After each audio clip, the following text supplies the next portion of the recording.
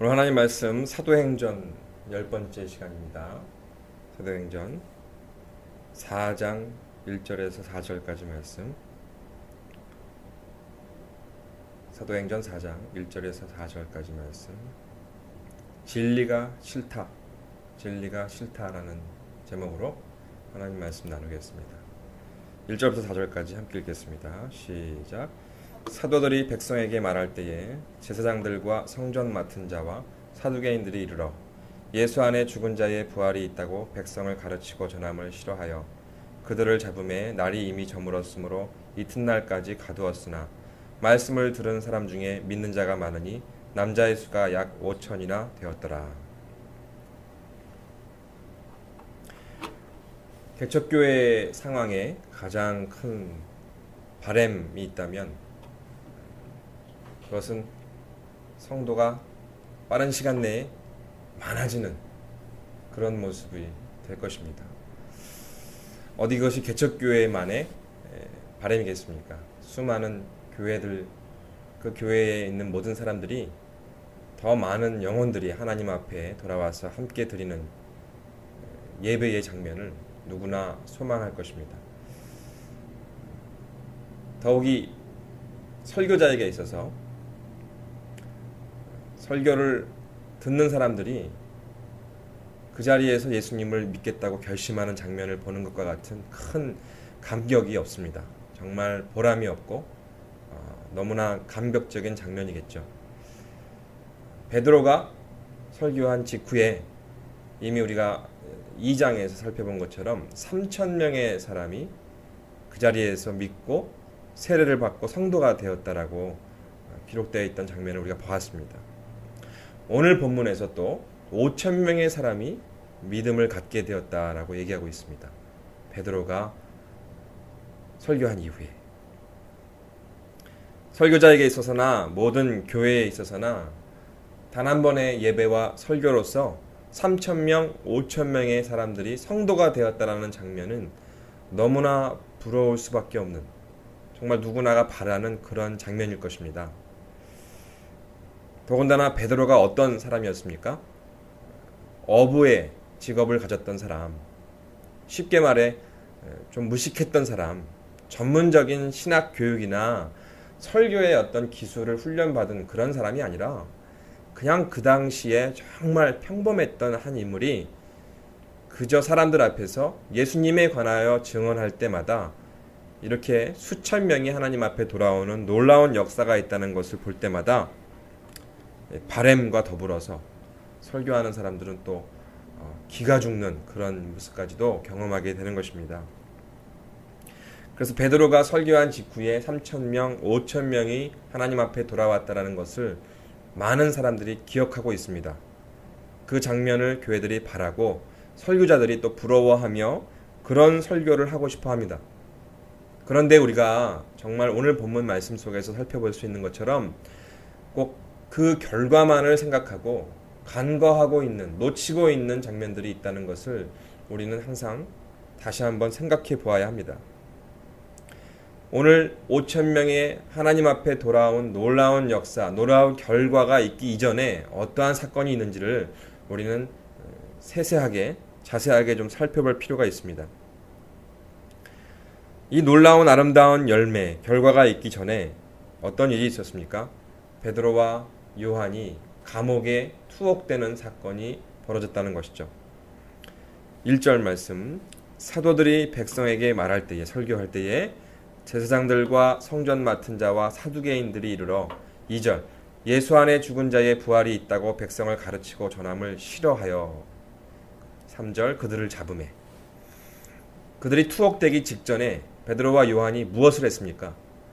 사람들 앞에서 예수님에 관하여, 특별히 예수님의 부활하신 그 사건에 대해서 설교하고 간증했습니다. 우리가 3장의 내용을 쭉 살펴본 것처럼 베드로가 간증했고 증언했고 설교했던 그 내용을 많은 사람들이 듣고 있었고, 막바지에 가서는 제사장들, 성전 맡은 자들, 사두개인들이라는 그 사람들이 베드로의 그 설교를 듣고서는 그 내용 때문에 2절 표현대로 전함을 싫어하여 그들을 잡아버렸습니다. 감옥에 집어넣었습니다. 바로 이것이 5천 명이 하나님께 돌아왔다라는 놀라운 역사적인 사건 이전에 직전에 있었던 또 우리가 주목해야만 하는 중요한 사건인 것입니다. 예수님에 관하여 부활에 대하여 전했을 때 싫어하는 사람이 있었다는 것이죠. 싫어하는 사람들. 오늘 함께 읽은 본문은 개역 개정 성경이지만 이전에 그 과거에 우리가 읽었던 성경에서는 예수 안에 죽은 자의 부활 이렇게 표현하는 것이 아니라 부활하는 도를 전하는 것을 부활하는 도라고 표현하고 있습니다. 도가 일종의 종교를 의미하는 단어이죠. 부활하는 도. 예수가 부활했을 뿐만 아니라 예수를 믿으면 모든 사람이 죽었던 사람이 부활할 수 있다. 그러한 도, 그러한 길, 그러한 가르침을 베드로가 증언하고 설교했다는 것입니다. 그 이야기를 들었던 제사장, 성전 맡은 자, 사두개인들 이 세 부류의 사람이 너무나 흥분하고 너무나 싫어해서 이 표현이 정말로 아주 실제적입니다. 싫어했다. 5천 명이 넘는 사람이 베드로의 그 이야기에 반응하여 예수를 믿겠다고 한 놀라운 결과가 있는 반면에 적지 않은 숫자의 사람들이 싫어했다는 반응이 먼저 있었다는 것을 이 성경에서 누가는 기록하고 있는 것입니다. 이것이 바로 초대교회, 기독교의 최초의 박해 사건입니다. 탄압의 사건입니다. 예수의 부활의 도를 전달하는 순간 환호하고 호응하는 놀라운 결과들도 있지만 그에 앞서서 동시적으로 싫어하는 부류의 사람들이 반드시 있었다는 것이고 그들에 의해서 그 이야기를 전했던 베드로와 요한이 투옥되는 탄압, 박해가 시작이 되었음을 우리가 오늘 본문을 통해서 볼 수 있습니다. 부활하는 예수님에 대하여 그 도를 전할 때 박해가 있다는 것, 그것은 곧 진리가 선포되는 곳에 박해가 있습니다. 왜냐하면 진리가 선포될 때에 가짜 진리, 비진리들이 자신의 본색이 드러나기 때문에 자신의 그 본색 드러남을 막기 위하여, 위장하기 위하여 드러냄을 너무나 싫어하기 때문에 그것을 전하는 자들을 탄압하고 박해하는 것은 어찌 보면 당연한 반응이었던 것입니다. 박해했던 사람들이 누굽니까? 제사장, 성전 맡은 사람들, 사두개인. 제사장은 너무나 잘 아실 것이고요. 성전 맡은 사람들이라 하면 그 당시에 성전을 관리하고 경호하는 군인들을 의미합니다. 그 수비군의 장을 역임하고 있는 사람들이었을 것이고 사두개인들은 특별히 유대인들 중에서 특별히 부활의 교리를 전면으로 부인했던 사람들입니다. 교리적인 문제 때문에 이들이 흥분하고 베드로와 요한을 투옥했다기 보기보다는 진리가 선포될 때 자신들이 가지고 있는 거짓됨과 비진리를 신봉했던 자신들의 모습에 불의한 모습이 드러나는 것을 너무나 두려워했기 때문에 싫어했기 때문에 베드로와 요한을 붙잡게 된 그런 배경인 것입니다. 그래서 3절 말씀대로 그들을 잡음의 날이 이미 저물었으므로 이튿날까지 가두었으나 투옥되었습니다. 베드로와 요한이 투옥됐습니다.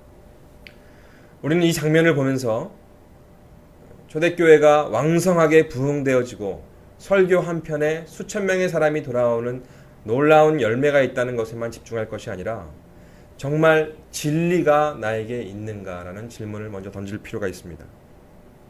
여러분, 진정한 진리를 갖고 계십니까? 진정한 진리의 그 내용들을 여러분 경험하고 계십니까? 아울러서 진정한 진리를 선포할 때 반대파가 있다는 것, 싫어하는 사람들이 있다는 것을 우리는 생각해 보아야 합니다.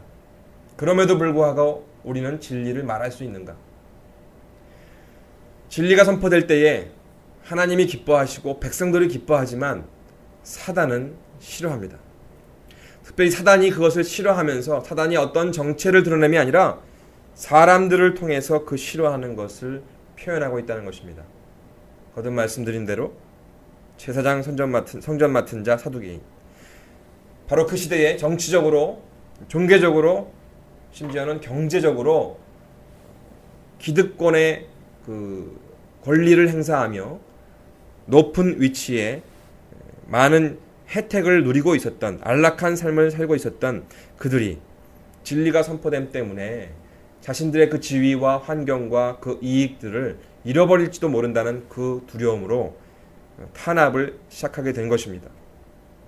진리가 선포될 때 반드시 비진리를 갖고 있는 사람들, 가짜 진리를 옹호하고 그 안에서 어떤 혜택과 유익을 경험하는 사람들이 진리를 말하는 사람을 향하여 분명한 공격을 해올 수 있는 것입니다. 그럼에도 불구하고 우리가 분명한 진리를 선포해야 하는 그런 사명을 모든 예수 믿는 사람들, 하나님의 백성들, 크리스찬들이 하나님으로부터 그 사명을 부여받고 있는 것입니다. 오늘의 교회와 성도들이 자기가 경험하고 자기가 믿고 있는 진리를 자기의 이웃과 세상 속에서 분명하게 선포하고 그 진리대로 생활하고 삶을 영위해 간다면 이 세상은 분명히 성경에 나와 있는 대로 믿는 사람들이 빛과 소금의 역할을 분명하게 감당하여 이 세상을 조금 더 아름답고 더 잘 살고 더 하나님이 기뻐하시는 모습으로 바꾸어 갈 수 있었을 것입니다.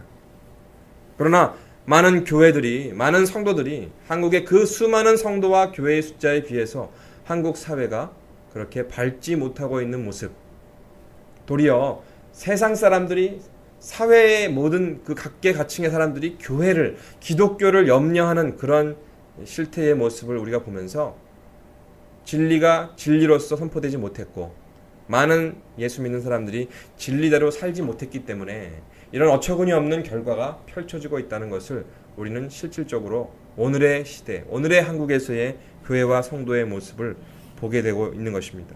안타까운 장면이죠. 부끄러운 모습이죠.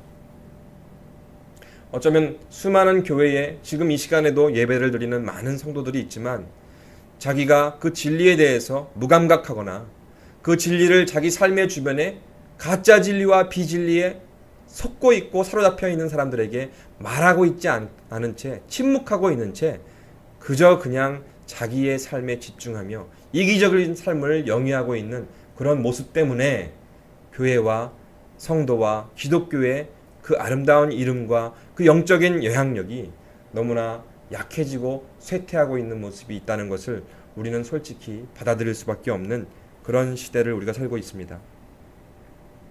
저와 여러분이 나는 진리를 알고 있는가라는 그 질문, 한 걸음 더 나가서 그 진리를 알고 있지 못한 사람과 세상 가운데 내가 어떻게 그 진리를 보여줄 것인가, 말할 것인가, 나타낼 것인가, 정말 빛과 소금으로서 그 역량을 감당할 수 있을 것인가, 그것을 우리는 진지하게 심각하게 고민하고 그것을 실현하기 위해서, 빛과 소금의 역량을 실현하기 위해서 정말 몸부림치고 기도해야 하는 것이 바로 우리 모든 믿는 사람의 책임이라는 것을 다시 한번 우리 마음 가운데 다짐해야 할 것입니다.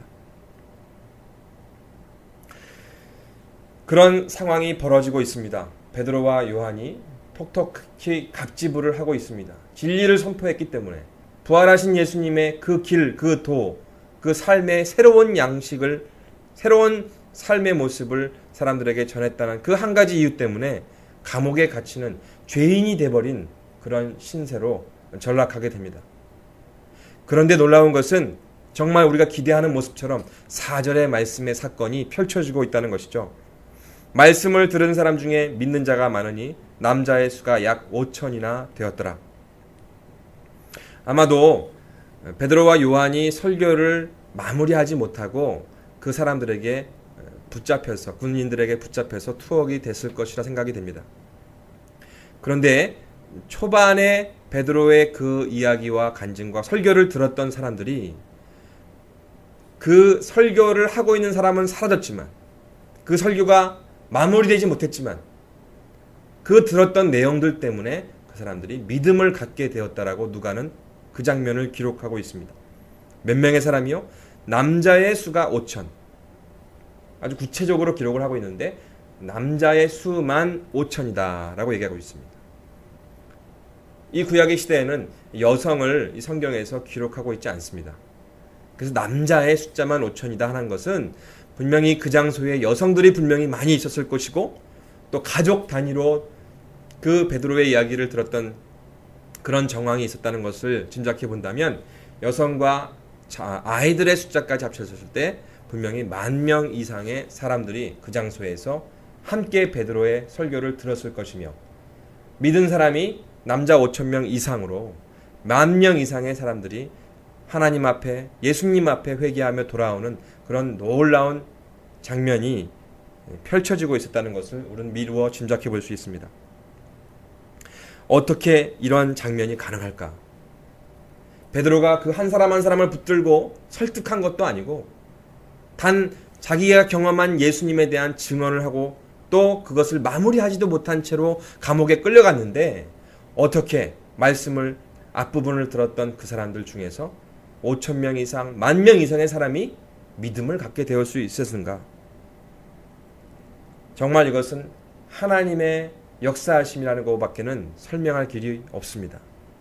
성령 하나님께서 베드로의 입술을 통하여 나온 그 말들을 통해 그 말을 들었던 수천 명의 사람들이 하나님을 믿어야겠구나, 회개해야겠구나, 예수라는 분이 분명히 부활하셨구나, 예수님이 가르쳐 주셨던 그 도, 그 길, 그 삶의 새로운 양식을 내가 선택하고 그 길을 나도 쫓아가야겠구나라는 결단을 수천 명이 했다는 것, 이것은 말씀의 능력, 성령의 능력, 하나님의 능력이라고 밖에는 설명할 길이 없는 것입니다.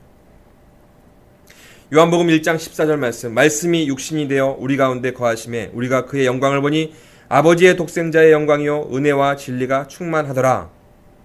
예수님께서는 분명히 죽으셨습니다.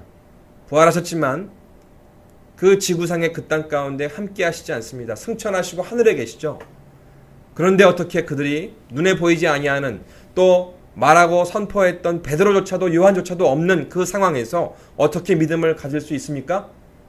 베드로가 전한 그 말씀이 예수님이 함께 하시는 것처럼 일을 하고 작용을 했다는 것을 요한복음 1장 14절에서 우리는 이해할 수 있는 것입니다.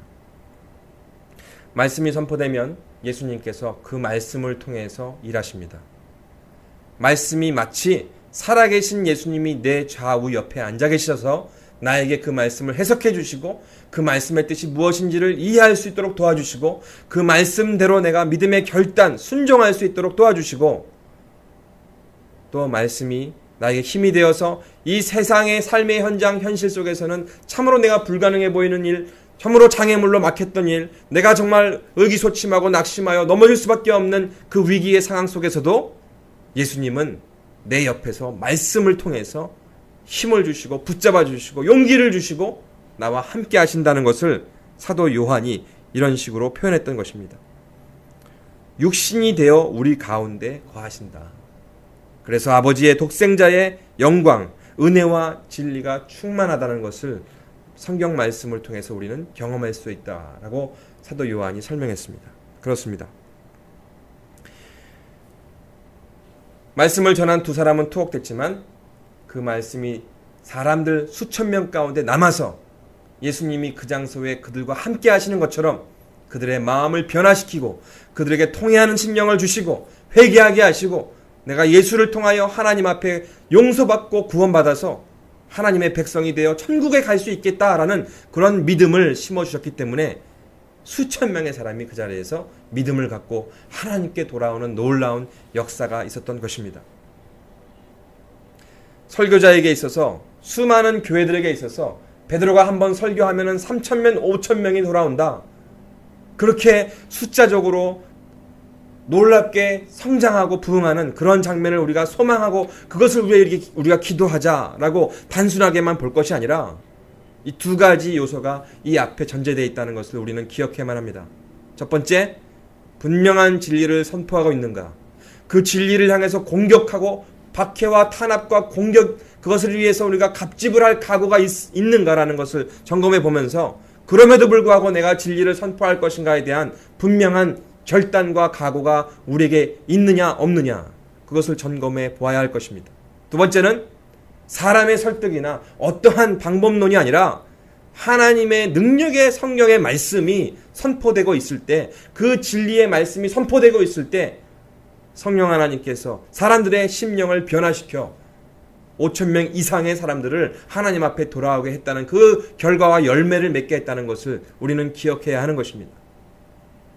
엠베서더 교회가, 저희 교회가 시작한 지 얼마 안 된 정말 연약한 교회, 정말 수천 명의 사람들을 바라보고 기대하며 소망하는 그런 연약한 개척 교회지만, 우리 교회가 무엇을 붙잡아야 되는지를 다시 한번 이 말씀을 통해 저는 발견하고 하나님 앞에 정말 확신을 갖게 됩니다.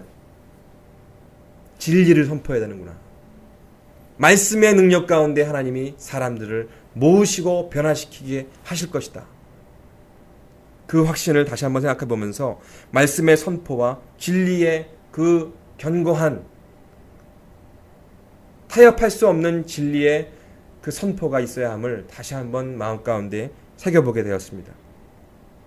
가까운 지인이 저에게 교회의 전문성, 차별화, 수많은 교회들이 있는데 이것도 하나의 사업적으로 경쟁이라고 본다면 엠베서더 교회가 갖고 있는 그 차별화된 특성이 무엇인가, 그것을 좀 내세워서 좀 보여주면서 사역을 해야 되지 않겠는가라고 저에게 충고를 해주었습니다. 저는 그것이 매우 현실적인 충고요, 정말 필요한 내용이라고 공감이 갔어요. 그리고 나서 혼자서 제가 정말 생각해보고 고민해봤습니다. 엠베서더 교회, 이 단어만 가지고 있는 것이 아니라 사람들에게 저희 교회를 소개하고 또 혹은 광고하고 그것을 통해 사람들을 끌어모으려고 할 때 내가 무엇을 준비해야 될까? 차별화된 전문성? 다른 교회에서는 경험하고 맛볼 수 없는 것이 엠베서더 교회에 있습니다라고 할 때 그 무엇을 정말 무엇으로 준비해야 될까? 그런 고민을 해봤어요. 많은 교회들에게 나타나고 있는 어떤 현상들, 유행들, 첨단의 어떤 유행들, 사람들이 관심을 갖는 게 뭘까? 패밀리 미니스트리, 가정사역, 가정사역에 대해서 강조를 할까? 우리 교회는 남녀노소 모든 가족들이 한데 모여서 예배드립니다. 어린아이에서부터 노인에 이르기까지 제가 또 그런 경험들을 했기 때문에 우리가 정말 가정의 사역을 집중적으로 합니다. 그런 것을 내세워볼까? 또 요즘에 성령사역, 캔사스에 있는 아이합, 그것을 많이 다녀오고 사람들의 관심이 많습니다. 어떤 중보기도 사역, 성령사역, 그것을 통해서 다양한 은사들이 나타납니다. 저에게도 하나님이 주신 귀한 은사들이 다양하게 있습니다. 예언기도, 또 기도를 막 세게 하면 사람들이 막 이렇게 쓰러지기도 하고 입신에 들기도 하고 그러면서 막 치유 사역이 일어나기도 하고, 그런 것을 좀 간판에다가 내세우면서 차별화의 내용을 준비해 볼까? 또 제가 수십 년 동안 했던 그런 어떤 젊은이 사역, 청년 사역,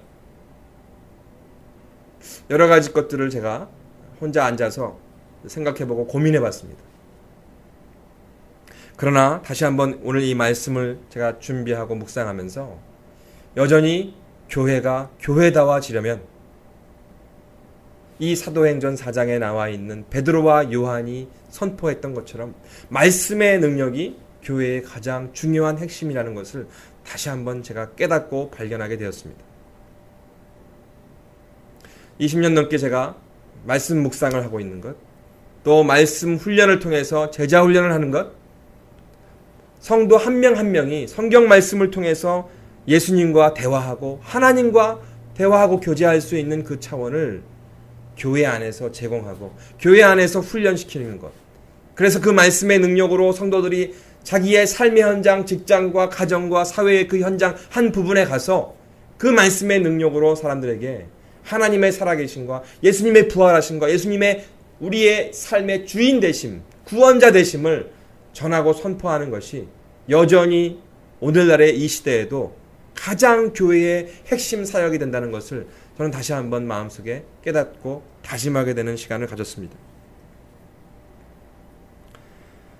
오늘 말씀을 여러분과 함께 나누면서 엠베서더 교회만의 중요한 사역이 되어야 하는 것이 아니라 모든 이 세상의 교회가 하나님 앞에 정말 베드로가 했던 것처럼 또 이 사람들이 반응했던 것처럼 우리가 정말 진리를 사수하기 위해서, 진리를 전하기 위해서 마땅한 탄압과 공격에 우리의 마음가짐을 새롭게 하며 이 진리를 사수하고 진리를 분명하게 전해야 한다는 마음의 결단이 필요합니다.